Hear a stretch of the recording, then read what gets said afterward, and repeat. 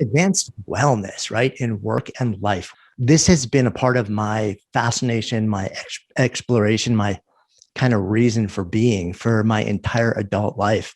As a kid, I actually trained until I was probably 18 year round as a competitive gymnast and absolutely destroyed my body. And now at 55, like I'm learning that, there's this lifelong commitment that we all make to feeling good. And sometimes when we go really hard early in life, because we're invincible, we have that mindset where we're like, we can do anything. And yes, it may hurt or I may be injuring myself, but I'll get over it. And then you get into your 20s and then you get into your 30s and you're kind of like, so the getting over it part isn't happening quite so quickly. And then your 40s and then your 50s. And you start to realize that you've really got to take care of yourself, both your mind and your body. I love snowboarding. And I have a 19-year-old daughter, and she's been snowboarding. She's been skiing since she was 3 or 4, but she kind of got the bug for snowboarding probably around 9 or 10 years old. And now we've gotten to this point where she's been doing it for a decade. I've been doing it with her. And I remember this was a couple of weeks ago, closing out the season together. And I remember just riding up the lift with her, and here's my kids sitting next to me on this chair. We've been doing this thing together for a decade at that point. And as we get off, we sort of buckle up and start to fly down. And I'm watching her side to side as we're kind of like going with each other. And I'm just thinking to myself that I don't want this moment to end. I don't want it to end. And what a blessing it is, that I'm able to do this, to share this amazing passion with this person in my life who I just adore so much. But there's another side to this, which is, we love doing this exercise, this movement together. And at the same time, it is the type of activity that can really take a toll on your body. So you're constantly trying to figure out, okay, I'm asking myself the question, if I want to be able to do this for as long as humanly possible, like I'm 55 now, 60, 65, 70, 75, maybe 80. Like, can you imagine like me out there on the mountain with my daughter who would, like be in her 30s or whatever it is. And we're still just kind of rolling side by side. How do I take care of myself in a level that would allow me to access that level of wellness, both of mind and of body? I know all of these things and I'm not doing a lot of them. I was getting headaches and I was wondering what was happening and I wasn't paying attention. And they just kept getting worse and worse and more frequent. I went and I was looking for a solution and I'm looking for the supplements and I'm taking all the preventative stuff and I'm taking all the vitamins and the nutrients and minerals. And then I go to I find the local functional medicine doc, which I'm a big believer in. I go in there and we're going through like a 2-hour intake and trying to figure out what's happening in your body here. Like, where's the inflammation? Where's this? And nothing's helping. There was one thing that I discovered that was at the root of it. And when I made one simple change, everything changed. The wake-up call for me was this. This is actually a guitar that I built with my own hands 3 years ago. And I take really good care of it. And the reason is because I love it. I built it with my own hands. You can see my name actually on the inside in there, which is kind of a fun thing. I love the whole back. So when we came out here, people told me, it's really dry there. And the thing about guitars, which is kind of fascinating, is that you don't really know to look for this, is that I'll show you the back of it here. And if I kind of hold it up like that, you'll start to see there's a little bit of a rounding in the back and on the front. There's a little bit of a dish that happens with it. And what happens is, if there's no moisture in the air where this instrument is, that dish, all the moisture gets sucked out of the wood and it starts to go flat like this. And it's incredibly stressful for the wood and for the guitar. And if it happens on the top part of the guitar, the bridge where the strings come into literally gets pulled down and the strings all start to sit against all of the frets and you can't play it. So I'm hanging out here racked with headaches and my guitar is in a case, sealed, hermetically sealed in the hard case. I have this device right here. I have a hygrometer in the case to measure how much moisture there is in the air in the case to make sure it doesn't get damaged. So one day I'm sitting here and I just open up the case and I pull out my guitar to play it. And I'm like, well, it's got to be in good shape because it's sealed, it's inside. And I try and play and it's not playable because the strings are sitting right on top of the frets. And I realize that even inside of a sealed case where I'm measuring the moisture in it, the air at a mile high of altitude is so stunningly dry. It's so stunningly devoid of moisture that it literally sucked the moisture through the rubber seals on the case out of the wood and the guitar and made it unplayable. And that was this odd light bulb moment for me because I'm thinking to myself, okay, if it is so dehydrated here in my environment that it did this to an inert piece of wood, what's that doing to me? And I'm thinking, we've been talking about inflammation and movement and nutrition and all this. Nobody ever actually wondered whether I'm just massively dehydrated, whether I'm like my guitar. And I've done enough study and research on proper hydration in the body that I know what it tells you. And one of the really big things that happens when you're massively dehydrated is you get headaches. And it all clicked for me.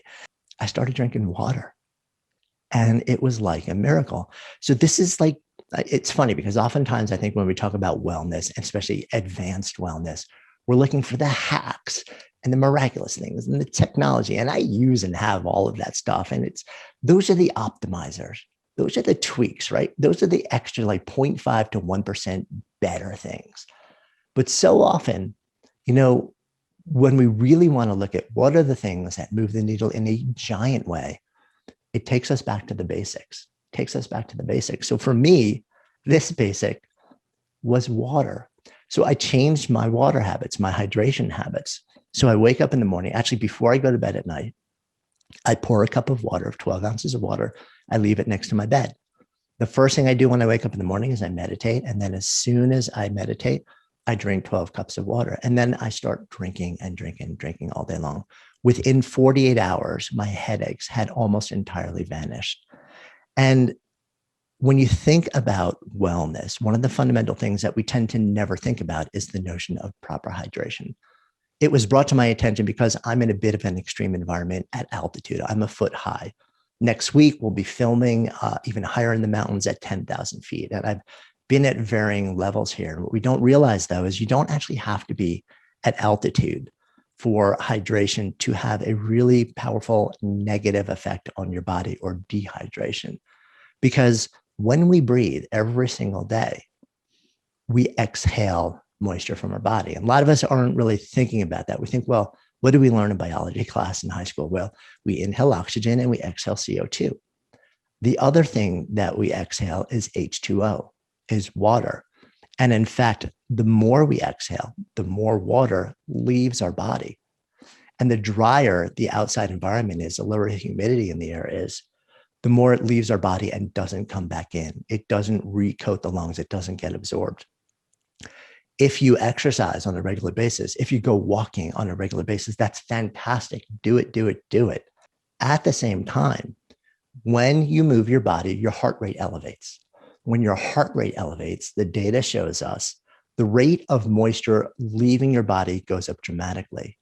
So I want to share this with you because it's this aspect of wellness that we often don't think about. There's like throwaway lines on the internet, drink your 8 glasses of water, which like the research is showing is completely different for most people now. But I wanted to, what's the thing that we all hate in our inboxes now when somebody sort of like keeps emailing you and the email you say, I'm going to bump this to the top of your inbox. I want to bump this to the top of your brain box right now because it's been in there for probably your whole life.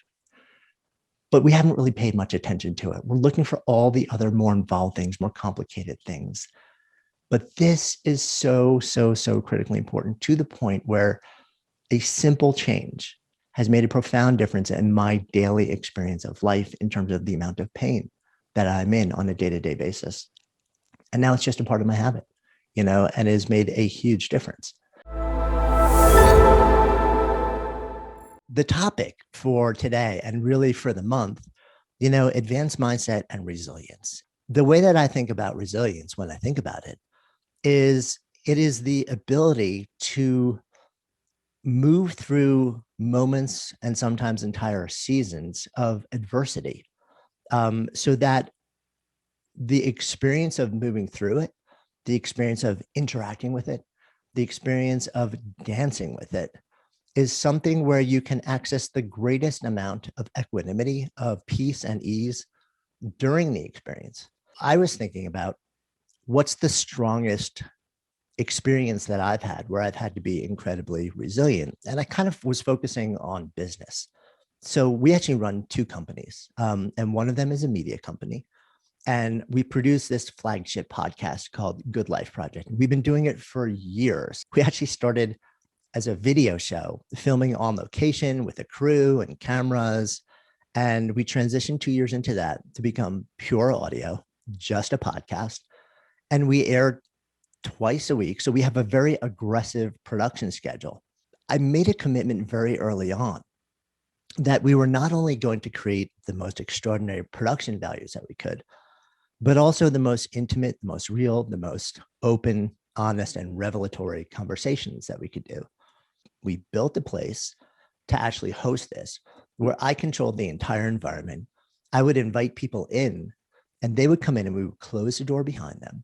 And we'd sit in these two really comfy chairs with this super plush rug in a pretty intimate setting and with headphones on so we could hear each other in our ears and we could see each other. We're looking at each other. That in-person format, for me, it was sacred. So we're 6 years into this format. We're known for hosting these intimate in-person things where you can literally hear the occasional siren coming through the studio, like the 4 layers of acoustic glass. And my belief, I have this deeply held belief that we cannot host the quality and the depth of conversation that I am comfortable producing if we have to do it remotely. And then all of a sudden, a year ago hits. We had a quick meeting with the team and said, okay, we can't do this anymore. We can't, this thing that we've held so sacred, our entire business, our pride, my ego, the brand was built around the extraordinary quality of the conversations and the production value of being in the studio, being up close with these really super high quality microphones and no echo and things like that. We had to make a decision because we were faced with mass disruption. And remember last year, everything kind of hit New York very early in the year. And New York just started to shut down everything. It was like the dominoes were falling in everything. Within a matter of days, the entire city is just shutting down. And we're thinking to ourselves, okay, so if we stick to this ethos, we're going to go on hiatus, or we're literally going to shut down the company and the community and the podcast. And we had other shows that we had started to work on developing as well. So the choice was, we didn't want this level of disruption. We didn't ask for it. We didn't see it coming. Nobody saw it coming. But here it is. This is adversity on the extreme level where it effectively had the potential to take out my entire business. But also, it made me kind of rethink, what are the assumptions? What are the assumptions that have gotten me to this place? And how can I change those assumptions? How can I respond to it? How can I see the possibility side of what's happening here and not just feel like I'm being pummeled all day, every day by the disruption, by the adversity? Because that's the heartbeat of resilience, is being able to see the other story in the face of adversity. So what we did was start to test, and we started to say, okay, so there's a certain amount of forgiveness in the world right now. We all know that we're doing the best that we can. Why don't we take this window of time? Let's experiment. How close can we get to what we were able to do in person in the studio? And what we found was we started testing all these different platforms, and we're like, sort of like the Goldilocks story, not quite, not quite, not quite. And then eventually we started to land on platforms for different things that were like, you know what? It's not the same as being in the studio, but it's good enough for now. So then we said, okay, how do we take this and try and make it even better. And we started to test a wide range of microphones that were shippable. And we started shipping microphones around to all of our guests. So if anybody didn't have the quality of recording equipment that we felt was important, we would literally buy it for them. And we still do that to this day. We realized that there was a lot that we could do in post-production. So we up-leveled our team. Our editor went into and trained to learn a lot more about post-production. We brought on a high-level sound engineer to fix all sorts of things. And that added a lot to the back end of what we're doing. But what we started to learn over time is that this assumption that I had about the only way that things are going to be okay is if we do it this way. When adversity dropped into my lap, when it sort of exploded into the world and into my world and my business, and I couldn't do it that way anymore. I literally, all the assumptions that I made and all the choices that were based on those assumptions were blown up. I could not keep making those choices. I can either shut it down and cave to adversity, or I can say, okay, so what is the possibility story here? How do we dance with this? How do we move through it?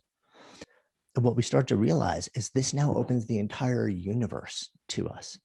So now, if there's a guest in a different country, or if there's a guest across the country, or there's a guest in the Southern Hemisphere, we can now coordinate that. So all of a sudden, we're able to sit down with people who just never would have been able to be on the podcast and in conversation with me. What I discovered was, because so many people are actually doing it from their homes, that the home created its own sense of virtual intimacy or remote intimacy. They were intimate in their space. I was intimate in my space. And that intimacy, even if it was 1,000 miles apart, it bridged the chasm to create this sort of, virtual ethereal container of safety and sanctity. And that really surprised me. And now, as we sort of step into what I would consider, emerging our way slowly into a new season, now we're starting to actually think about, well, where do we go from here? When in fact it is safe to be back in a room, back in a studio together, are we going to automatically do that? And my honest answer right now, because we've been so convinced and so blown away and so surprised by dropping our assumptions, by simply kind of surrendering to the truth of the circumstance, and by actively seeking out the possibility story, and then trying to increase the volume of possibility as much as humanly possible, we've been really dramatically surprised, because there are some really powerful benefits to not doing it. So not only do I feel like we have sort of bounced back to the place that we were before, but I think we've bounced forward to a certain extent to increased possibility. We may very well end up doing a hybrid model where we film and we record and we do the audio in studio. And then a whole bunch of other things we do remotely, because now we know how to do that. And because now people we want to speak to and people who want to speak to us, we can bring ourselves together in the virtual space in a way that either never would have happened face to face, or it would have taken months or years to pull the whole thing off. So I think the meta idea, when I think about adversity and resilience, it's sort of like the key for me is really, it's the notion of what I call the possibility story, right? So, and I call it the law of possibility. Is this a proven law? No, but it sounds kind of fun. For every disruption, there is an equal and opposite possibility. So our job in moments of adversity is to ask the question, what is the possibility story? In the real world, confidence is very often unavailable at the moments where you have to make the biggest decisions, and there is no way to actually get it. What we started thinking about here is the fact that it's not about confidence in real life, nor do you want it to be about confidence. It's about the opportunity to be changed by a moment or an experience. Because the truth is, in the real world, the only way to be 100% confident about anything is if you've already done it, or if someone else has already done it.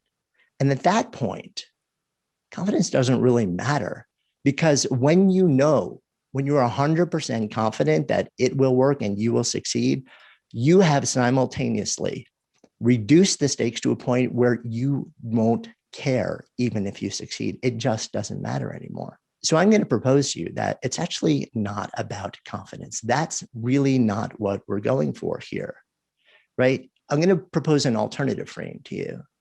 And that's that it's the moments you're not confident, but find a way to do it anyway, that hold the greatest opportunity for growth. So rather than us trying to figure out how can I get confident? How can I do the things that will make me feel 100% confident? How can I gather the facts or the skills or the information? The things that matter the most, the places where the stakes are the highest and the opportunity for growth and success and amazement and awe and connection and serendipity and impact and purpose and meaning, those experiences, those interactions, those moments, those endeavors and pursuits, guess what? You will never have anywhere close to 100% confidence in your own ability to pull it off or in the world rallying to support it or you. But you got to find a way to act anyway, because those are the windows. Those are the moments. Those are the seasons of our life when we don't know, but somehow we still act. And when we actually can find a way through, when we keep making decisions and taking actions and keep stepping forward and forward and forward, even when our head is spinning and the world is uncertain and we have very little confidence, we just don't know if it's going to work or not. When we find the ability to do that, and then we progress through it and we take baby steps towards this vision that we have, that is the most magical place to be. It's not even the achievement of the end state that really fuels us up and lights us up. It's the process. It's the process of growing. It's the process of putting yourself in a place where you have the opportunity to be changed by the experience. And if you are 100% confident that you can do it and that the universe will support it and there's no way to fail, it doesn't matter to you anymore. What you have effectively done is made yourself comfortable, but eliminated the opportunity to experience growth. I'm going to suggest something different here. Instead of pursuing confidence, what I'm going to suggest is that we take a different approach, that we cultivate unconfident action meta skills, that we actually intentionally put ourselves in a place on a regular basis where we go out into the world and we don't know how it's going to end, where there's no easy way to have confidence that this is going to work or we will be able to pull it off and still be okay there, because that is the fertile ground of life. So let's talk about some of these skills, okay? I call these the ABCs. The first one is awareness and ease. What I'm talking about here is the ability to see clearly and find peace in the space of groundlessness. So that's really kind of two things, but the practices are related. We want to know that we're looking out into the horizon and we can see as clearly and truthfully as possible, and also looking internally and understanding what is my internal state? How clear can I get about that?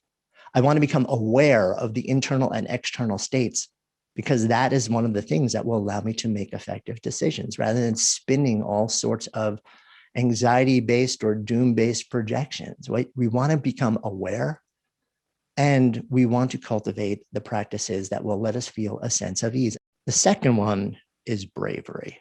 And what I'm talking about when I talk about bravery is a willingness to act even when you don't know if it will work.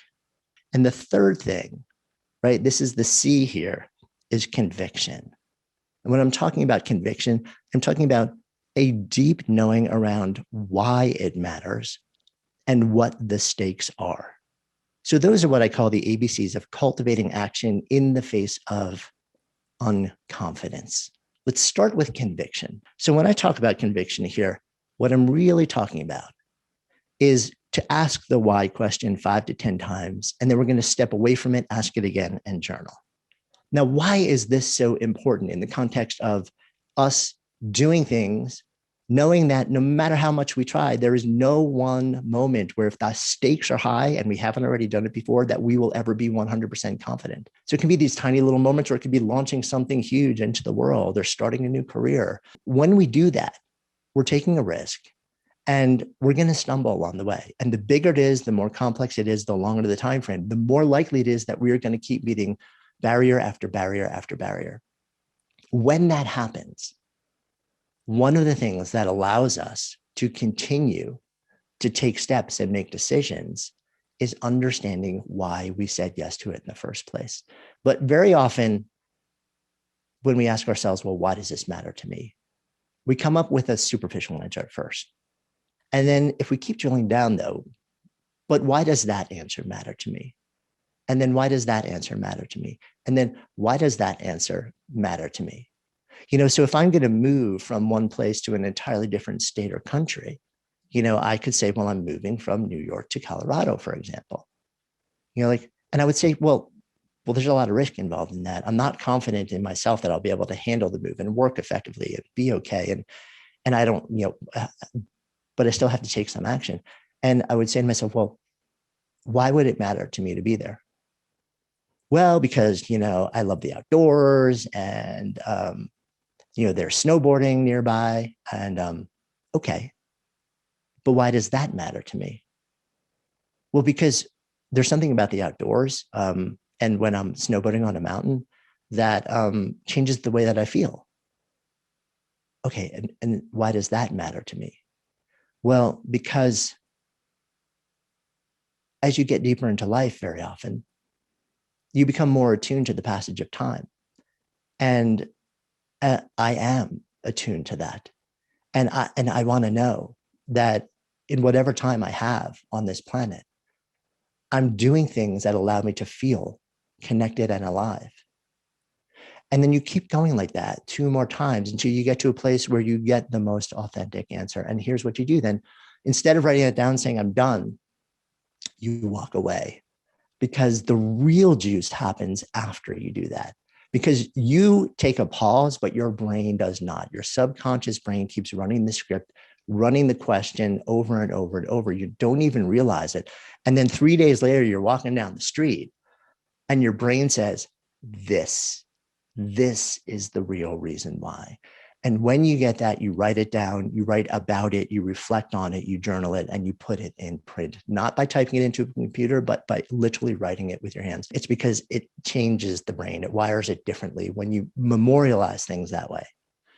So you write it down. And this is so important because when you start to stumble, when you hit roadblocks, when things happen that keep you questioning, what happens is when you can revisit the deepest why, it gives you the sense of conviction. It says, oh, this is why this mattered to me. This is what the stakes are. And I care deeply about these stakes. So even though I don't know if I'm going to succeed, I'm not really confident in my ability to pull this off. And I don't know what's going to happen. I'm going to keep taking action because it really, really matters to me.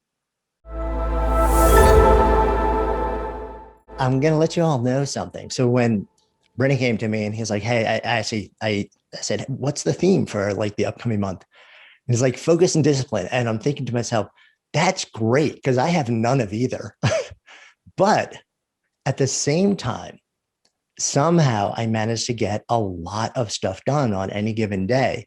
But I started to realize a couple of years back that discipline, that getting astonishing things done, that achieving at the highest level, it was not just an inside game and not just an outside game. It was a blended game. And that so many of us focus on one particular thing.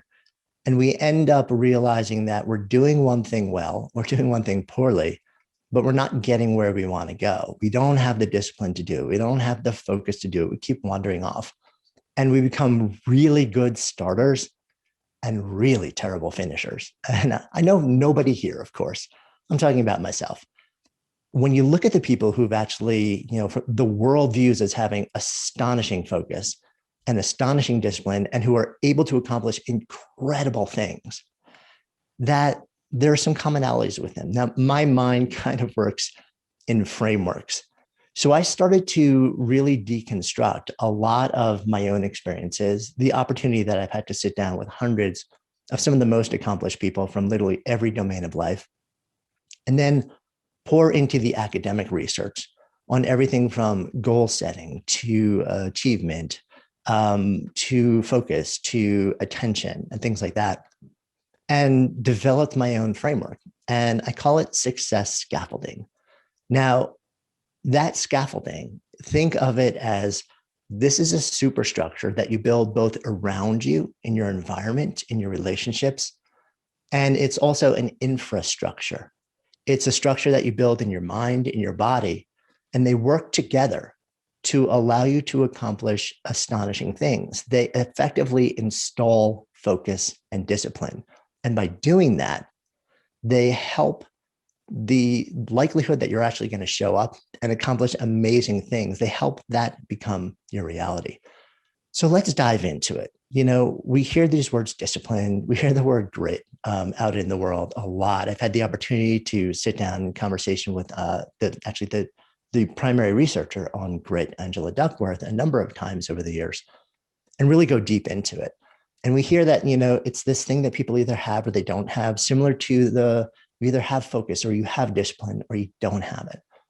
And what we started to realize is that's actually not entirely true at all. That a lot of this stuff is practicable, it's buildable, it's installable. So first one is picture, right? So we want to create a picture of the thing that we want to accomplish or do, or the place we want to go. Large or small, it really doesn't matter. A lot of times we think about that thing we want to accomplish, and we kind of keep it spinning in our minds, right? But we never memorialize it in any meaningful way. And the problem is when we never memorialize it, we don't entirely know what we're working towards. We don't know what it looks like, what it feels like, what it'll be like when we're there, what the fundamental qualities of it will be. So we never really truly understand what is the first step in, because we're not clear exactly on what it is that we want to move towards. So one of the first things we want to do is to create a picture of this thing that we want to move towards or accomplish. So for me, if that's a book, so I literally just turned in the next book a couple of weeks ago, for me, that was getting really, really clear on what this book is going to be. What's the theme? What's the big idea? What's the promise? What are the core ideas and the supporting ideas? But I'm also somebody who's hyper visual. I don't know about you, and I'm a maker. I make ideas manifest. That's my sparketype or archetype or impulse for work that makes me come alive. So I needed to go a step further and really envision, what does the physical object look like? And that actually helped me sit down and figure out how I'm going to start working on this thing. So when you create that picture in your mind, you want to do two things: be specific and be sensory. Again, this is all in the mind map. So be specific and be sensory. Be as clear and as granular and as specific as you can get. Behavioral psychologist at Stanford, BJ Fogg, calls this crispifying, the idea, make it really crisp, right? Super clear. It's like you're taking a lens on a camera that's out of focus and turning it so everything comes into super clear focus and you have a lot of specificity in what you're doing. And then make it sensory. Give it sound, give it a visual, give it motion, give it scent, if that's what you want. Make it tactile. What does it feel like? Right? So create this picture, make it as much as you can. If you literally have a camera and you have a sense, people do this all the time now. They create boards, whether you call them pin boards or vision boards or whatever it is, to actually get as detailed, as granular, as visual, and as sensory as you can. You want to create a picture which is detailed enough that it makes you start to feel things. And that becomes really important because your brain actually is a little bit like a GPS. Neuroscientist who works out of Harvard and Harvard Medical School professor Srini Pillay says that when you get super clear on this thing that you want to move towards, create, or achieve, that it becomes like this implanted GPS in your brain. Your neurocircuits actually start to work on the steps that will get you there without you even having any understanding of the fact that your brain is now working 24/7 on getting there. Notice I didn't start where most people start. right? Most people start with making a plan. We're going to get to that. But that is also one of the big stumbling points for so many people. First, you want to get clear on where it is you want to go. Now, before I move on to the second piece, I want to answer a question that comes up very often, which is, what if you just don't know? What if you're not entirely clear? Now, I live and work in the world of business and entrepreneurship and startups. So I work with a lot of founders. And a lot of times when a founder is trying to start something, whether it's a private practice or a platform or business, they have some sense of what they wanted to do and the problem they wanted to solve, but they don't know the details yet. And they kind of know that that's going to unfold over time. So if the thing that you're thinking about accomplishing, if the thing that you want to harness focus and discipline towards is not really super easy to make specific and sensory at this moment in time, zoom the lens out just a touch. And what you want to do is think about, what are the essential qualities of that thing, right? So I know if I'm looking to launch a company, I kind of know the qualities. I know what culture I want, what people I want. I can get a lot more specific in the context of qualities. And while that may not be as effective, that gets me way past just having some sort of nebulous idea spinning in my head. And then be sure to memorialize this, right? Either write it out, like literally like take a page and write out what this picture is, take pictures, draw it, film videos, whatever you need to do to make it real to you. That's what we want to do.